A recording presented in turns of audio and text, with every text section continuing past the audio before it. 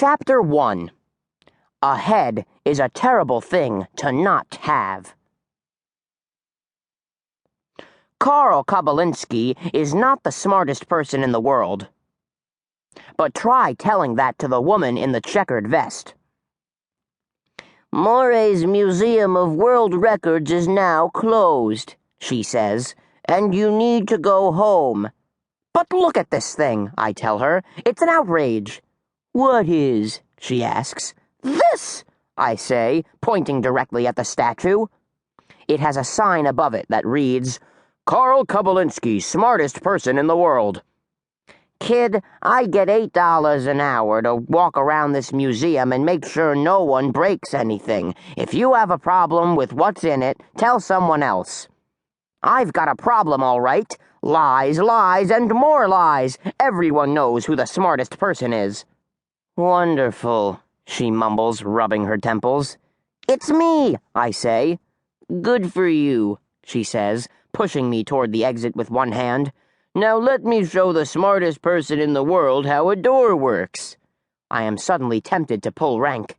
Reveal that I am this guy, Timmy Failure, man of the distinctive scarf. It is a name so recognizable that she would instantly know it as that of the founder, president, and CEO of the greatest detective agency in the town, probably the state, perhaps the nation. But I don't pull rank. I do something smarter. I climb Karl Kabalinski and try to yank down his sign.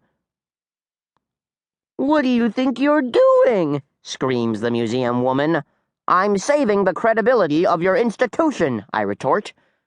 But I'm not. Because I can't reach the sign without jumping, and I am 9 feet above the ground, so I do what only the smartest person in the world would think to do. I jump.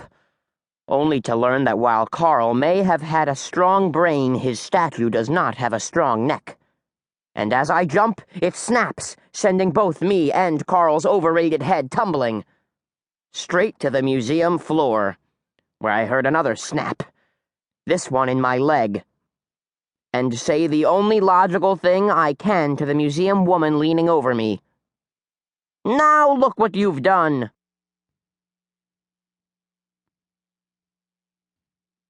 Chapter 2. The Cast That Limits Me.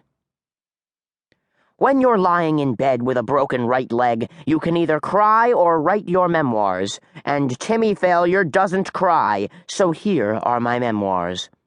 I was born. I exhibited greatness. I founded an empire. And that empire was achieved despite the many obstacles around me, such as obstacle number 1, my mother. She's a kind enough person, but she has her weaknesses, like insisting I attend school. Now, school is fine for those who need it, but for those touched by greatness, it is a debilitating nuisance. Then there's obstacle number 2. His name is Total. He's a 1,500-pound polar bear. He was raised in the Arctic, but his home melted like an ice cube in the sun, and he wandered 3,000 or so miles to my house. So I gave him a job, and for the first 6 months, he was the most reliable polar bear I've ever employed. Then he revealed his true colors. It was a betrayal so profound that I do not wish to discuss it, so let me just say this. If a polar bear ever works very hard for you in the first 6 months of employment, keep this one thing in mind. It is a ruse. Do not make him a partner of your detective agency. Do not agree to change the name of the agency from Failure Inc. to Total Failure Inc. And hey, while I'm issuing warnings, do not model your life after the person who is obstacle number 3. His name is Rolo Tukis. He is my best friend, and he is boring. Boring because all he cares about is grades. So that's all the description he gets, and I will fill the space he otherwise would have gotten in these memoirs with a drawing of my face.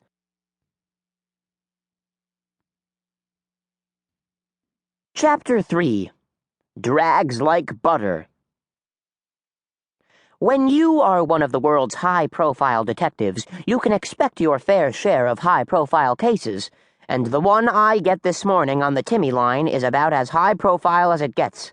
The call is from a classmate, Nunzio Benedici, and he is missing something precious.